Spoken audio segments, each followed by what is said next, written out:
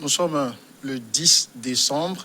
Et le 10 décembre, c'est la journée internationale des droits de l'homme. On va donc, au cours de cette journée, faire le point avec notre invité sur la situation même des droits de l'homme et particulièrement l'engagement des jeunes sur le terrain des droits de l'homme. Quels sont les obstacles qu'ils rencontrent? Quels sont les moyens qui sont mis à leur disposition pour renforcer davantage le travail de ces jeunes défenseurs des droits de l'homme? Pour évoquer ce sujet, je reçois ce jeudi Sophie L.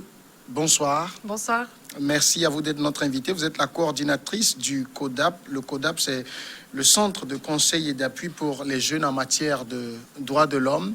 Dites-nous d'abord qu'est-ce que le CODAP fait concrètement. Très bien, merci beaucoup pour l'invitation. Le CODAP est une association qui est basée à Genève, en Suisse, et qui existe depuis 34 ans.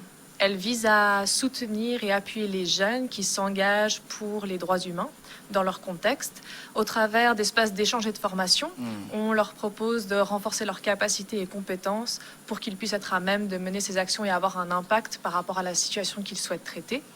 On le fait également en créant un réseau entre ces jeunes et c'est un petit peu la raison de ma présence ici au Togo, puisque ces jeunes sont de plein d'organisations différentes, notamment du Togo, de l'Afrique de l'Ouest plus généralement, Afrique du Nord et aussi Europe de l'Est et l'Europe plus généralement. D'accord, on va revenir tout de suite sur la question même des jeunes dans l'engagement sur le volet des droits de l'homme. Mais j'ai parlé tout à l'heure du 10 décembre. C'est votre journée, défenseur des droits de l'homme. Qu'est-ce qu'elle représente pour vous, cette journée? Alors c'est vrai que c'est une journée très importante pour nous et symboliquement elle permet de valoriser tout le travail qui est fait par les différents défenseurs, hommes et femmes des droits humains.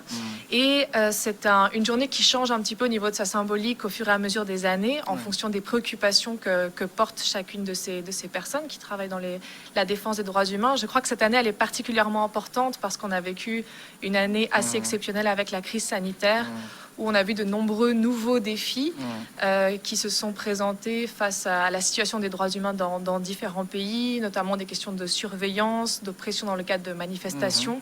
Donc elle a un poids et une symbolique encore plus forte cette année. Est-ce que vous avez le sentiment, à chaque année qui passe, chaque 10 décembre qui passe, en tout cas quand vous faites le point aujourd'hui, de la situation même des défenseurs des droits de l'homme en général, vous avez le sentiment d'un mieux, d'une amélioration?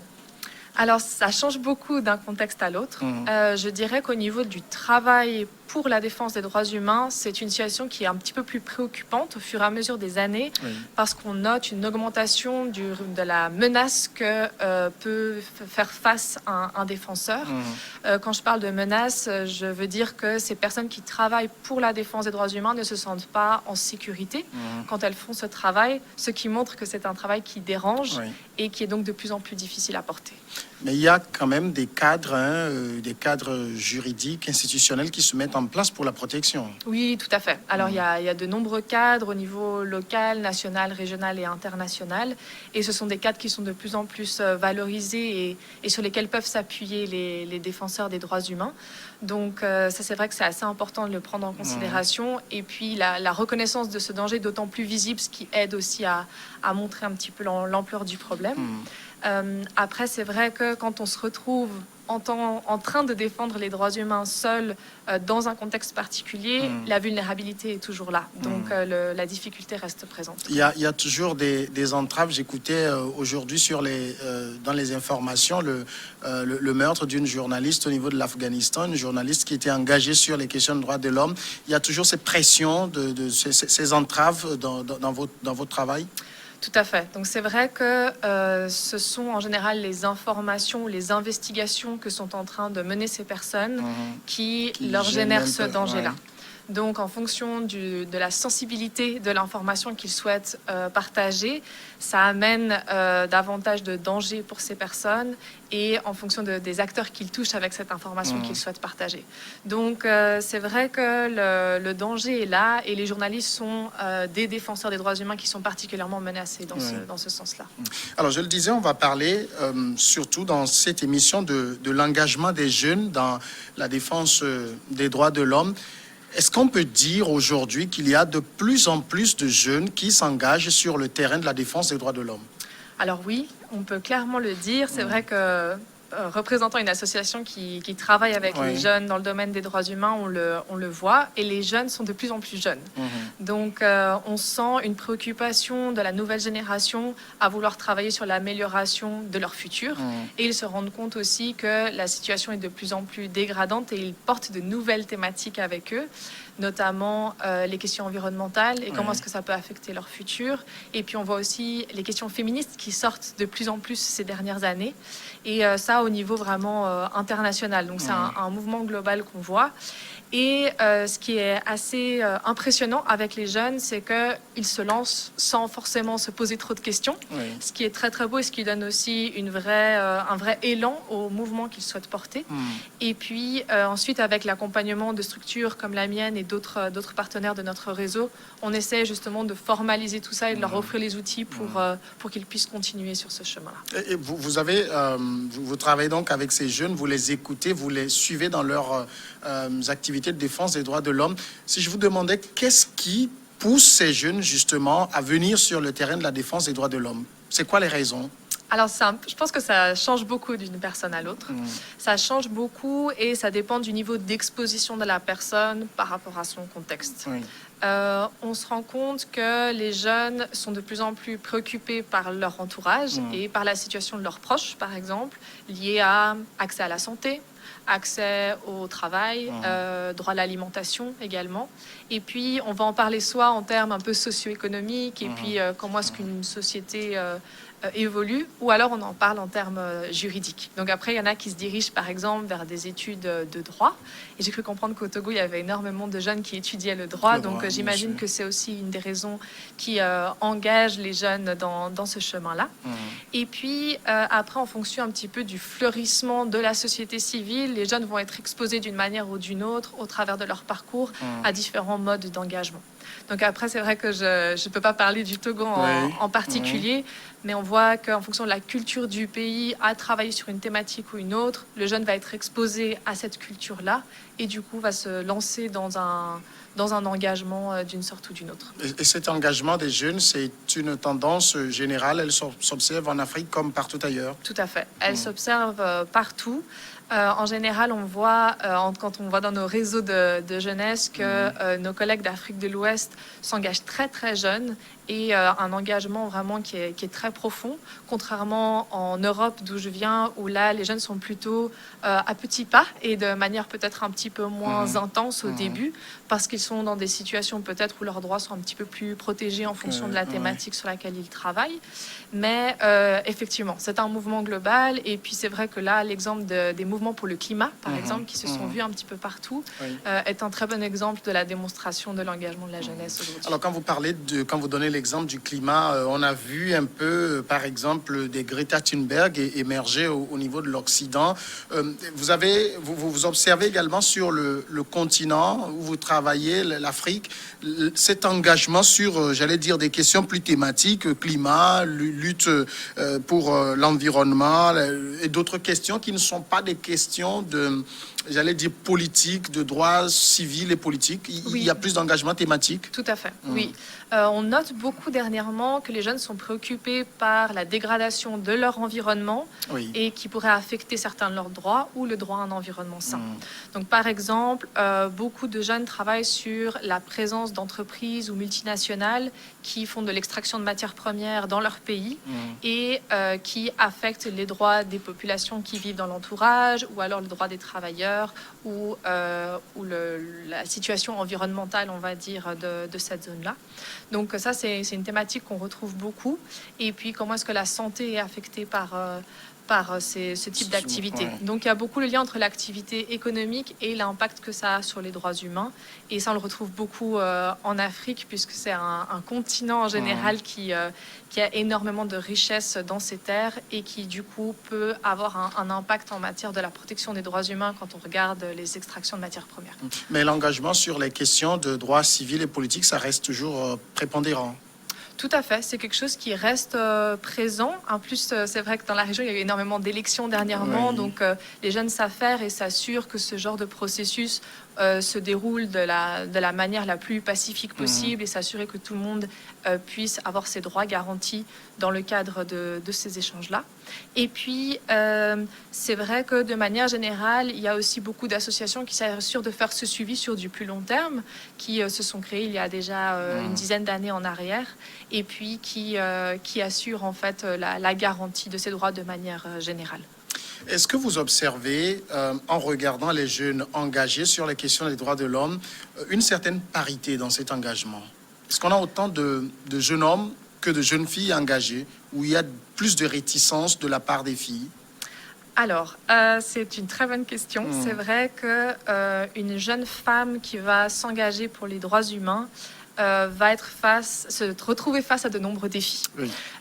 Pourquoi? Parce que, donc on le disait tout à l'heure, être un défenseur des droits humains, c'est déjà s'exposer. Oui, il y a des risques. Être un jeune défenseur des droits humains, c'est aussi doublement s'exposer parce qu'on n'a pas forcément tous les outils à disposition pour se protéger ou on n'est pas forcément reconnu comme un acteur légitime. Donc ça fait déjà 2 vulnérabilités. Et puis on en rajoute une troisième, être femme, qui peut être également un certain niveau de vulnérabilité qui s'ajoute aux 2 autres.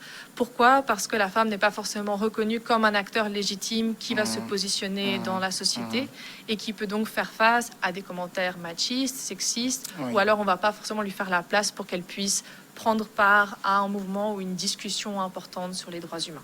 Donc les femmes s'engagent autant que les hommes, mais c'est vrai qu'elles se retrouvent face à des défis additionnels qui ne sont pas forcément faciles à gérer au quotidien.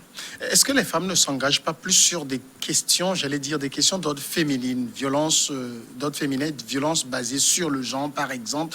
C'est pas plus sur ces genres de thématiques qu'on les voit? Ou elles sont également aussi transversales que sont les hommes? Disons que dernièrement, c'est vrai que la question féministe est vraiment apparue et puis il y a énormément de femmes qui se sont mobilisées pour ces questions-là parce que on n'en entendait pas assez parler, on ne se rendait pas compte de l'ampleur de ce sujet et ce qui est aussi très sain, je dirais, c'est que les premières victimes ont été les porteuses pour pouvoir revendiquer ces droits-là. Après, les femmes sont impliquées de manière transversale dans la revendication de leurs droits, mais c'est vrai que ma présence ici au Togo est liée à l'engagement de jeunes femmes pour les questions de violence basée sur le genre. Pour donner un petit contexte, nous sommes en partenariat avec une organisation au Burkina Faso, à Ouagadougou, pour travailler sur le renforcement des capacités de jeunes défenseurs des droits humains en Afrique de l'Ouest. Et dans ce cadre-là, les jeunes viennent avec une idée de projet qu'ils vont présenter à la fin de leur formation. Et puis, le meilleur projet est valorisé au moyen d'un prix. Et donc, c'est la délégation togolaise qui a remporté le prix cette année. Et ce sont 3 jeunes femmes qui ont remporté le prix et qui portent un travail sur le harcèlement des jeunes filles, jeunes femmes défenseurs des droits humains en ligne. Donc, on voit que c'est une question qui est vraiment d'actualité, notamment au Togo. Leur projet s'appelle Matrimonia 2.0 et donc elle vise à visibiliser ce qui est en train de se passer et puis aussi voir comment est-ce qu'on pourrait travailler pour diminuer et lutter contre ce type de vulnérabilité auquel elles font face. D'accord. Maintenant, quand on parle de jeunes qui s'engagent sur les questions des droits de l'homme, on sait qu'aujourd'hui, la jeunesse, c'est aussi la technologie, une meilleure maîtrise des nouveaux outils d'information et de communication. Justement, est-ce que cette jeunesse engagée, ça induit, j'allais dire, une sorte de modernisation de la façon de faire les droits de l'homme avec l'introduction d'éthique dans l'approche des questions de droits de l'homme? Alors, la question digitale, c'est vrai que on l'utilise déjà depuis plusieurs années dans la défense des droits humains. Après, elle est particulièrement pertinente cette année puisque avec le Covid, on s'est retrouvés coincés chez nous, travailler à distance et puis devoir utiliser des moyens de communication à distance pour pouvoir partager nos préoccupations ou tout simplement collaborer sur différents sujets. Et dans ce cadre-là, c'est devenu d'autant plus important de s'en sentir en sécurité chez soi quand on est en train de travailler. Au niveau éthique et une manière de mener cela, disons que le digital est un outil parmi tant d'autres. Il a toujours existé, mais il est de plus en plus importants Oui. à valoriser et à savoir utiliser correctement pour ne pas que ça se retourne contre nous. Donc, dans ce cadre-là, il y a vraiment tout un travail de terrain qui est réalisé et le digital vient aussi avec un pouvoir de diffusion de l'information qui est très impressionnant et qui peut contribuer à la sensibilisation sur une cause.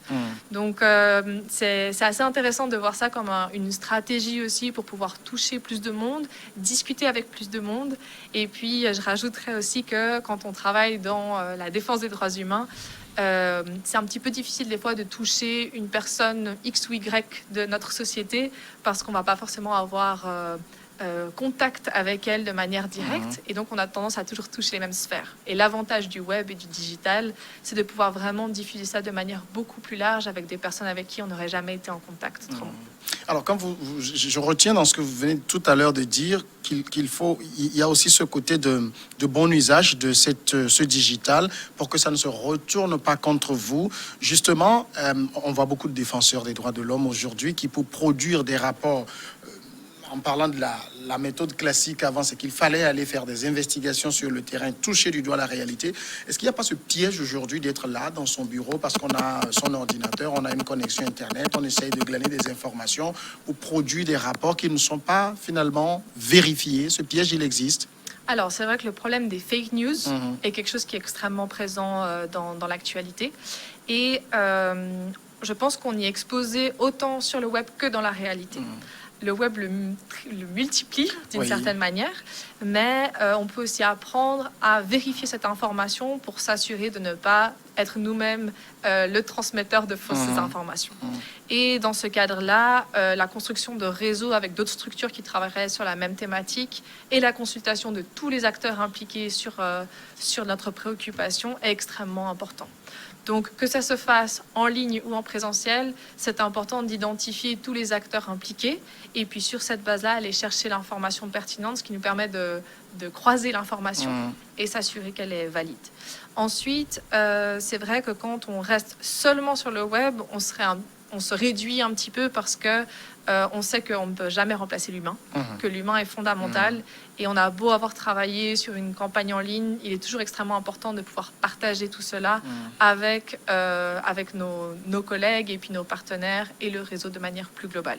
Donc l'humain ne sera jamais remplaçable, ça c'est sûr. Cependant, pour la partie de l'information, elle est tout à fait faisable complètement en ligne, sauf que ça exige beaucoup plus de ressources et de temps pour la vérifier. Les jeunes dont nous parlons aujourd'hui, qui sont engagés sur les questions de défense des droits de l'homme, quand vous les voyez, est-ce que vous avez le sentiment ils possèdent les outils, ils maîtrisent les mécanismes, les tests qui régissent le travail des défenseurs des droits de l'homme? Alors ça, c'est vrai que c'est un peu tout le travail qu'on fait avec notre association, le renforcement de compétences. Souvent, une personne, jeune ou non, va s'engager pour une cause parce qu'elle est émotionnellement touchée par cette cause.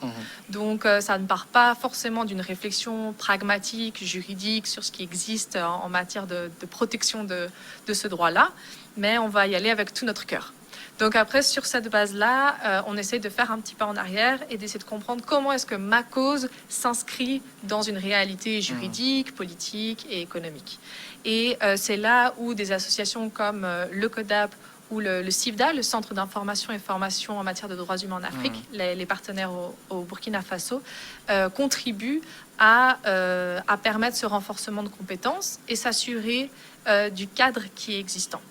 Et c'est pour cela que c'est extrêmement important de comprendre à quel mécanisme est-ce que je peux avoir recours, quelle est la loi en vigueur et comment est-ce que je peux mobiliser certains acteurs ou certaines ressources pour pouvoir travailler sur cette cause-là et s'inscrire dans un débat déjà existant. Parce que c'est vrai que sinon, en tant que jeune, on arrive et on amène des questions qui ont déjà été posées dans le passé. Et puis c'est aussi pour ça que ça peut nous rendre un petit peu difficile de nous trouver pertinents. Parce qu'on se dit, oui, mais bon, on en a déjà parlé, renseigne-toi et puis après tu reviendras.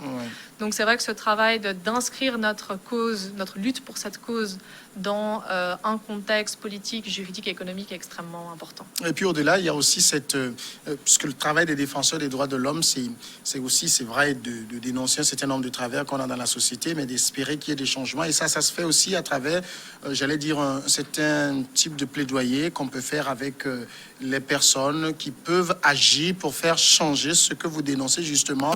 Ces outils de plaidoyer, c'est des choses dont ces jeunes disposent. Vous travaillez sur ces questions pour leur donner ces outils de plaidoyer? Tout à fait. Alors c'est vrai qu'ils ne sont pas forcément au courant de ces outils de plaidoyer. Et puis on a souvent tendance à voir le plaidoyer comme quelque chose qui vient de très très loin et qui est inaccessible. Oui. En l'occurrence, le plaidoyer peut se faire à tous les niveaux. Et dans le cadre de la formation qu'on donne à Genève chaque année, elle se concentre principalement sur le partage d'outils pour pouvoir faire du plaidoyer au niveau régional, national et international. Donc dans ce cadre-là, le plaidoyer est tout à fait faisable et on essaye de partager avec ces jeunes l'importance de voir le cycle du plaidoyer. Parce que quand on s'engage dans les droits humains, on se dit je vais aller à Genève, en Suisse, participer au Conseil des droits de l'homme et le problème sera réglé. En l'occurrence, cette intervention à Genève n'est qu'un fait dans tout le travail de plaidoyer qui doit être réalisé et le travail au niveau local avec les autorités compétentes par rapport au contexte donné. Donc ce travail de plaidoyer est assez complexe et c'est important de trouver les acteurs aussi qui sont d'accord de nous entendre en tant que jeunes, mais ils existent et puis c'est comme ça aussi qu'on comprend que le mal n'est pas partout. Parce que c'est vrai que comme jeune aussi, on peut se dire que cette cause, il n'y a personne qui l'entend, je veux lutter pour cela. Et en l'occurrence, les alliés sont partout. Il suffit de prendre le temps de se réunir avec ces différentes autorités et entités compétentes pour comprendre aussi les défis de l'autre côté. Parce que les défis sont partout, d'une certaine manière. Et puis, puisque nous parlons de ces jeunes qui sont engagés, vous savez, chez nous... quand par exemple en matière de plaidoyer, je ne sais pas, je dis n'importe quoi, je prends quelqu'un comme André Afanou qui est très connu dans le domaine des droits de l'homme. Quand il veut discuter avec le ministre chargé des droits de l'homme, c'est très facile, on le connaît, on sait qu'il a un bon pédigré, son association, le CDFDH, on connaît, quand c'est le CACIT, on connaît. Mais quand c'est un jeune avec une association méconnue, il n'a pas les mêmes facilités, pas les mêmes accès. Comment on règle ce problème? Tout à fait. Alors c'est vrai que la création de ce réseau entre jeunes défenseurs et associations qui travaillent sur la jeunesse et les droits humains est fondamentale. Parce qu'on se rend compte qu'un jeune n'est pas jeune toute sa vie et qu'un jeune devient un acteur pertinent pour la défense des droits humains. Donc dans ce cadre-là, notre travail, bien qu'il se focalise sur la jeunesse, est finalement intergénérationnel parce qu'on connecte d'anciens jeunes qui sont désormais des personnes pertinentes, compétentes et reconnues pour la défense de certains droits et qui vont pouvoir aider à trouver les portes d'entrée et créer des alliances pour être reconnus dans le cadre de ce travail.